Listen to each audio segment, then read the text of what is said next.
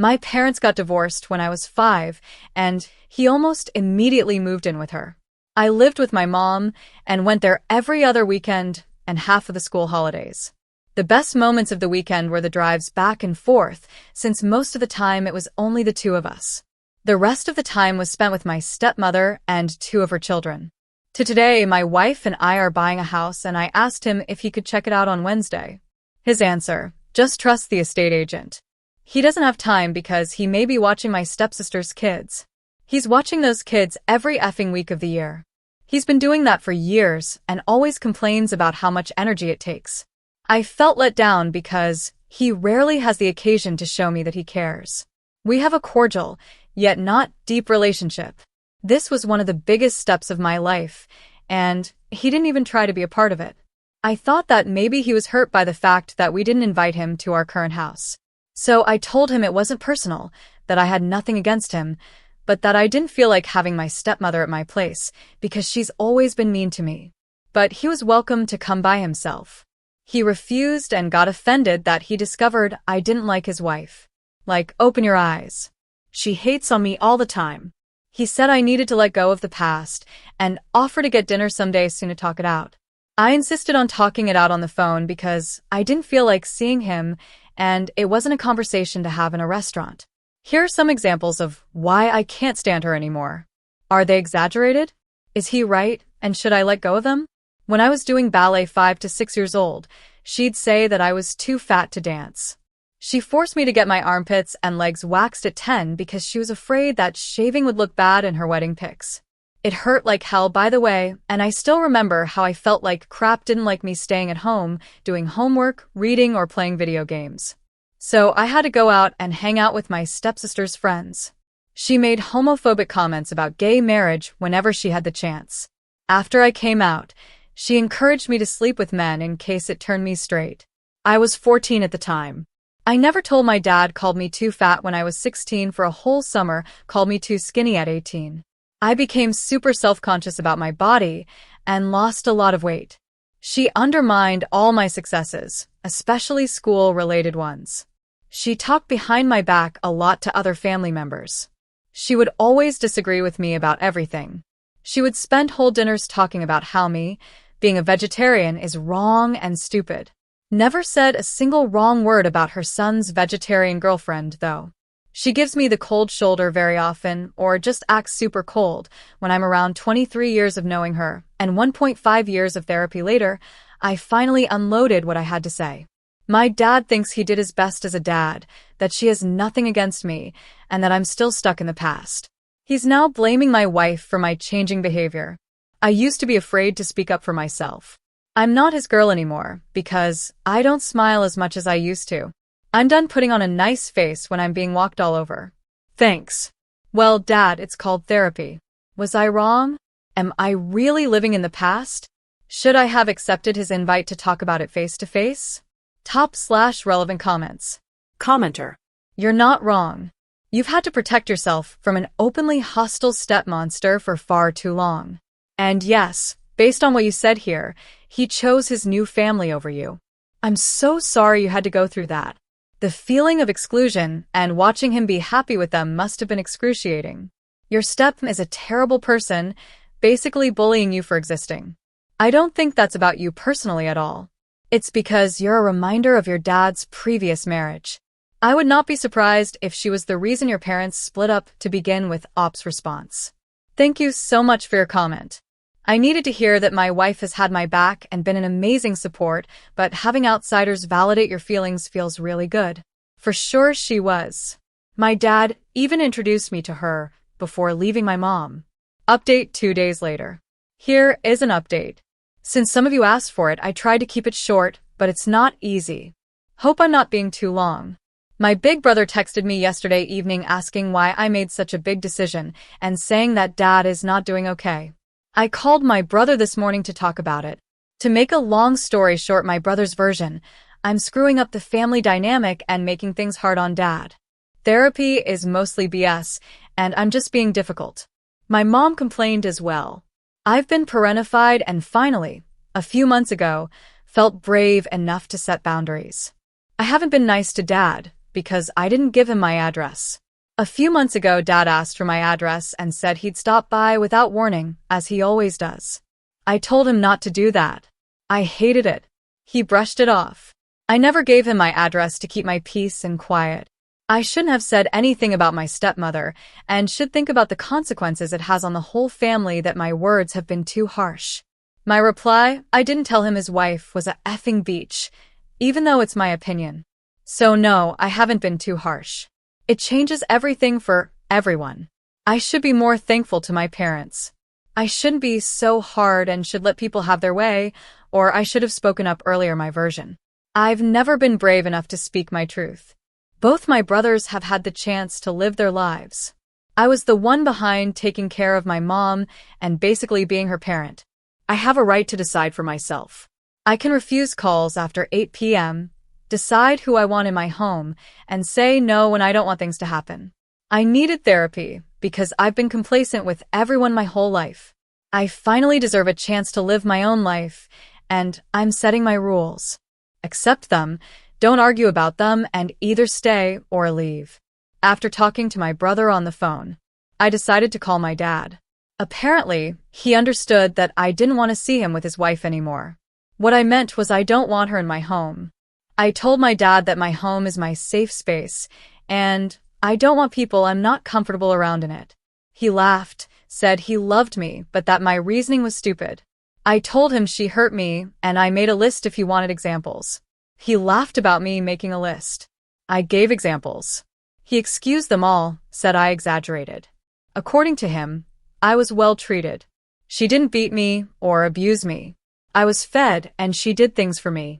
He couldn't give me a single example of what she did for me. He didn't care about anything on the list. From my previous post, brushed it off. Even when I told him, he never defended me. He said I was still his daughter. He loved me, but he wasn't going to see me without his wife. That we would just call anyway.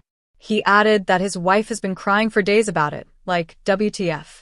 He told me I should have talked to her. I told him I never felt safe enough to talk to her face to face, but I could call her now.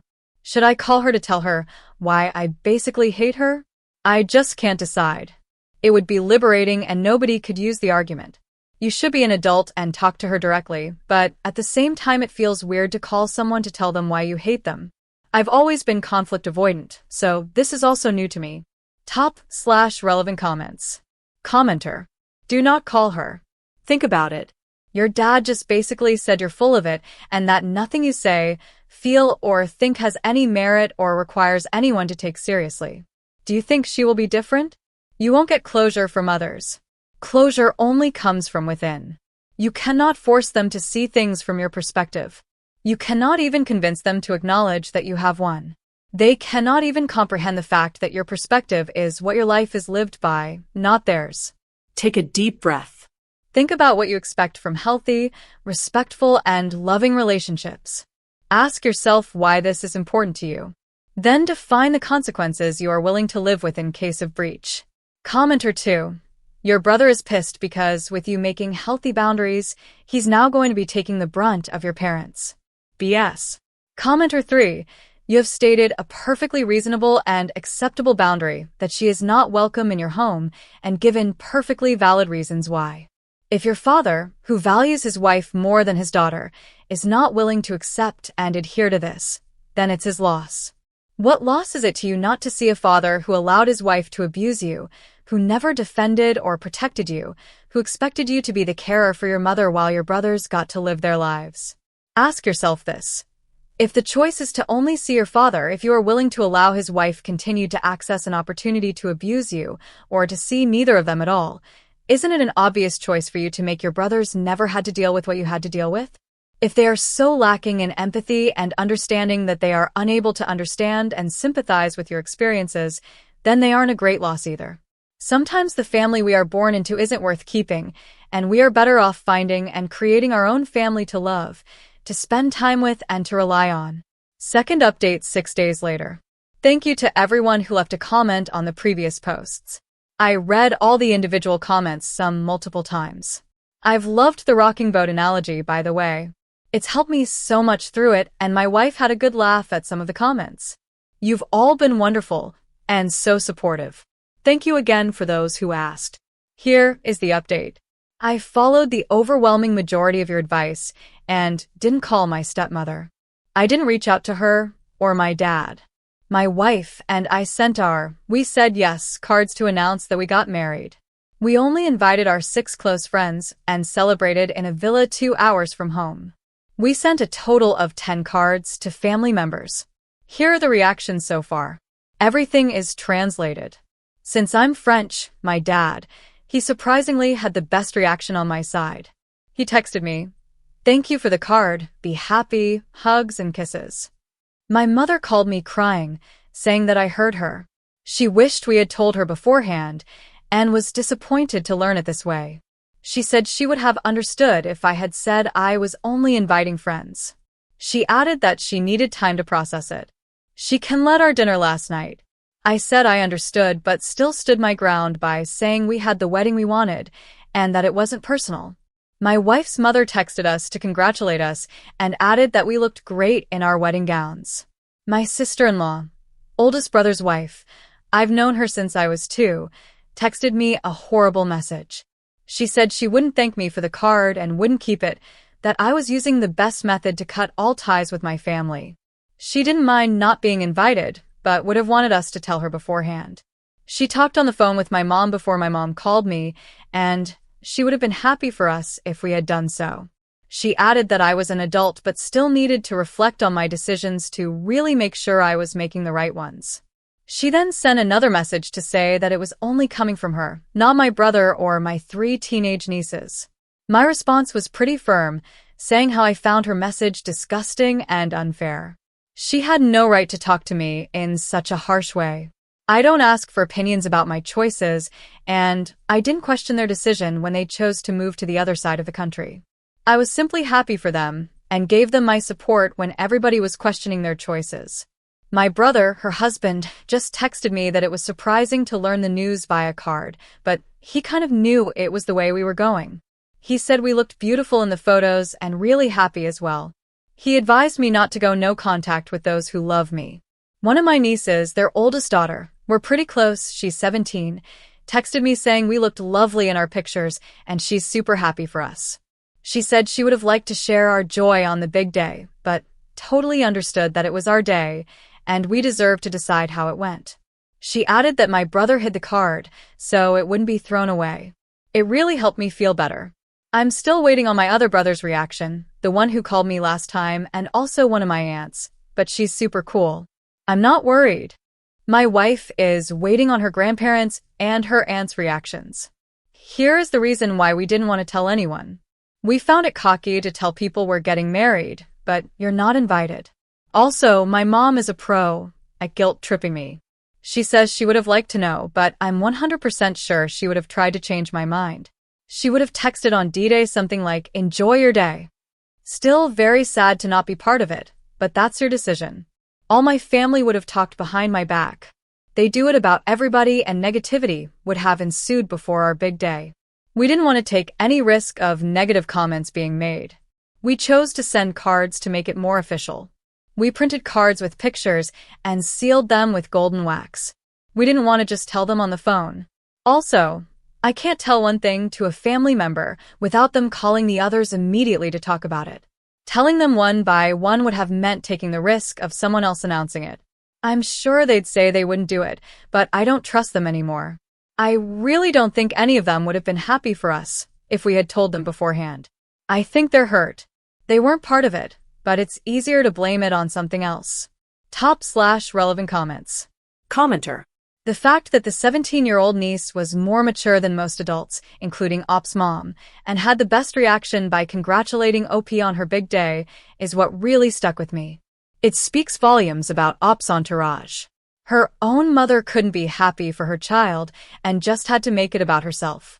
Half of the adults around her sound either judgmental, toxic, or exhausting up. My advice still stands. Starting now, and based on the reactions you received on your big day, you should go no contact with the toxic people around you. You're starting a new life with the person you married and love, and that's what you should fully focus on. You'll build your own family.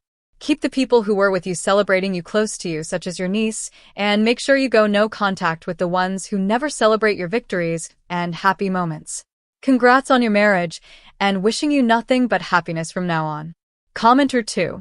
There's no possibility of pleasing any of those people. Every single one of them wants everything done exactly their way, which is, of course, impossible in life. Everyone who grows up in a toxic family has a role given to them to play. Whenever a child grows up and decides not to stay in their box, it upsets the fragile balance of the family. So, everyone yells at you to just get back into the box, so things don't fall apart. The box is a prison. You are free to leave at any time. You are getting therapy and learning how to break the generational chain of abuse. Abusers and their enablers hate it. When someone gets out, shines a light on the dysfunction and does everything they can to drag you back, and so nobody has to think too hard about how SHD people in the family are. Read. Don't rock the boat, as I think it might resonate with you, and just plug in your various family members. Ops response. Thank you for your comment. That's exactly how I feel. 2 people linked me the don't rock the boat analogy on one of my previous posts, and it really resonated. It's helped me understand things even better. Commenter 2. I'm glad you already saw Don't Rock the Boat. It turned on so many light bulbs for me and helped me realize just how normalized all the childhood abuse I was subjected to was. My siblings fought the hardest against me as I healed and walked away screaming at me that I was hurting the parent by trying to hold them accountable for the harm they caused. They insisted that we all turned out fine and should just let it go. The hilarious thing was the sibling who argued the most with me when I pointed out how badly our parents screwed us up as a hardcore alcoholic and meth head. So yeah, people would rather pretend that everything is okay than face facts and do the work to heal, because it takes a lot of work. Just know that you cannot control how anyone behaves or the choices they make. You can only control what you choose to do. It's hard to let go, especially when you start feeling so much clearer and better from therapy. You want everyone to walk in the sunshine with you, but if they insist on stubbornly sitting with dark clouds all around them, you have to limit how much you expose yourself to them, because they will constantly try to re-traumatize you, to break you, so you can get pulled back in. You just have to decide not to allow them to have the opportunities they crave to hurt you. Once you understand that they only want to hurt you, then you know there is no love there. They don't know what love actually is. They only seek connections through control, and you deserve to have healthy relationships with emotionally mature people. Additional info from OP. Thank you for all your kind comments. Some of you were kind of lost about why I didn't invite my parents to my wedding or let them know beforehand. First, we wanted the day to be about us, not a family dinner. We didn't want anyone to crash the party just to enjoy life, as we always do with our close friends. But for those who are interested in the drama behind all that, here it is. I didn't understand my childhood traumas and abuse before therapy. My wife saw them and warned me, but it took time for me to realize that she was right. I've always felt like my dad wasn't there. The only support I had from him was child support and big gifts. Don't get me wrong. I love that. He bought me a car at 18, but I would have preferred having had a real relationship with him. He was passive and knows absolutely nothing about me. He's let my stepmother be a jerk to me, call me fat, make homophobic comments during my teenage years, and make me feel like I didn't fit in or wasn't good enough. She hated that I was an introvert and made me dance at parties, go out with my sister's friends, etc. I hated having to see her. On the other hand, after my parents' divorce, I was 5. I've always felt responsible for my mother. She was really sad, possibly depressed, but I couldn't see it with my child eyes. She relied on me for emotional support. I felt responsible for her happiness and for not leaving her alone. She'd always felt so lonely, and I was the one in charge of being there deep down. I was always afraid she'd commit suicide. I don't know if she ever made a comment about that, but I felt dreadfully afraid that it could happen, and I needed to be there for her. Her boyfriend lived with us for 5 years. I was 12. When he moved and they got into bad arguments which could turn physical, I was always ready to jump at him if needed, even though I never had to. When I grew up and moved out, if I didn't call her twice a week, she'd call and say, "If you don't call, I don't talk to anyone," or I could be dead and nobody would know. That meant going home on weekends as a student, spending holidays with her, and making sure she had enough food on the table. She did, but always complained about finances, so I tried to help. Things got better with my mom when she got a new boyfriend around 3 years ago. She doesn't demand as much, but is still bad with boundaries.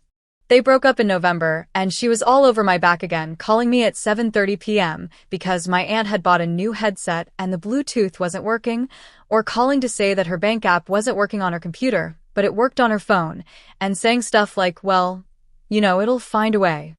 It's really annoying, though. If only I had someone to fix it. Mind you, I'm 1 hour away. My brother, 10 years older, is 30 minutes away, but he has a family, and I don't, so she wouldn't want to bother him. It was so intense that every time she called about 4 times a week, sometimes multiple times a day, I'd feel anxiety mount and feel sick to my stomach. It kind of always was this way. Anyway, if she called because I hadn't called first, there was a chance she'd make a not-so-nice comment about the fact that I didn't call, and after years of guilt-tripping, it didn't take much to make me feel guilty. I don't know if my brothers ever got it, though, if they saw it. For example, for Christmas we bought my mom a new phone. My wife helped me choose one. I ordered it, wrapped it, and left it in a bag at my mom's. They were spending Christmas at my oldest brother's. I was with my wife's family and stayed there for 3 days. Mind you, none of my brothers, their wives, or my teenage nieces helped my mom set up the phone. They thought I'd do it anyway when she got back. I have to drive 1 hour back and forth each time. To add insult to injury, when I called to wish them a Merry Christmas, after 2 minutes on the phone talking to my brother, my mom interrupted to ask me if I remembered her email password, which I had changed a week prior when I had to go to her place to help because she couldn't check her emails for 3 days, as if her request was more important than me. Talking with my brother, the oldest brother agrees that it hasn't been easy on me, that he should have taken care of the phone, and that my mom can be a lot. My other brother thinks I mean for not letting my mom call after 8 p.m., or that I don't answer my phone when I'm watching a movie at home, because it upsets my mom.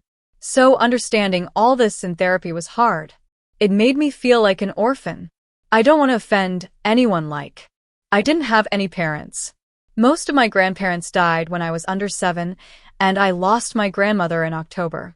It took me some time to get over that feeling of not having parents.